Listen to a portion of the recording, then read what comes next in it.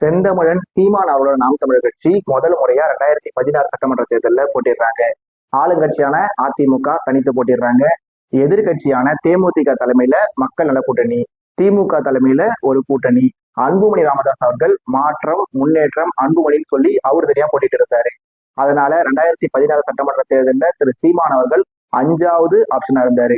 அந்த தேர்தலில் திரு சீமான் அவர்கள் 1% கிட்ட தான் ஓட்டு எடுத்திருக்காரு. 2019 நாடாளுமன்ற தேர்தல் வரும்போது அதிமுக தலைமையில ஒரு கூட்டணி, திமுக தலைமையில ஒரு கூட்டணி, ஆர்கே நகர் வெற்றி வீரர் டிடி தினகரன் ஒரு பக்கம், உலக நாயகன் கமல்ஹாசன் மறுபக்கம் சொல்லி இந்த 2019 நாடாளுமன்ற தேர்தலையும் திரு சீமான் அவர்கள் 5வது ஆப்ஷன் தான்.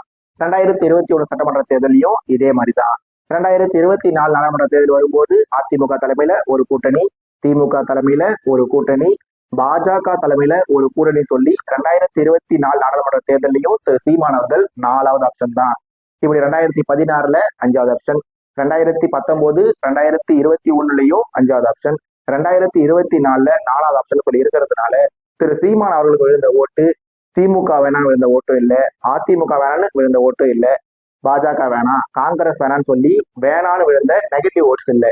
ஏன்னா நெகட்டிவ் ஓட்ஸ் எப்பவுமே ஜெயிக்கிற கட்சி தான் போலாகும். ஆனா 2016 தொடங்கி கடைசியா நடந்த 2024 வரைக்கும் சொல்லி எல்லா தேர்தலுக்குமே நாம் தமிழர் கட்சி தோத்துருவாங்கன்னு சொல்லி திரு சீமான் அவர்களுக்கும் நாம் தமிழர் கட்சிக்கு ஓட்டு போட்ட எல்லாருக்குமே கண்டிப்பா தெரிஞ்சிருக்கும். அதனால திரு சீமான் அவர்கள் 1% தொடங்கி 8% எந்த ஓட்டுமே நெகட்டிவ் ஓட்டு இல்லை. அதாவது திமுக வேணாம், அதிமுக வேணாம், காங்கிரஸ் வேணாம், பாஜக வேணான்ற ஓட்டு இல்லை, நாம் தமிழர் கட்சி வேணுன்ற ஓட்டு தான்.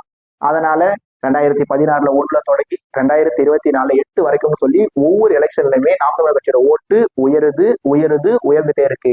அதனால இந்த 2026 சட்டமன்ற தேர்தலையும் நாம் தமிழர் கட்சியோட ஓட்டு கண்டிப்பாவே உயரதான் போகுது.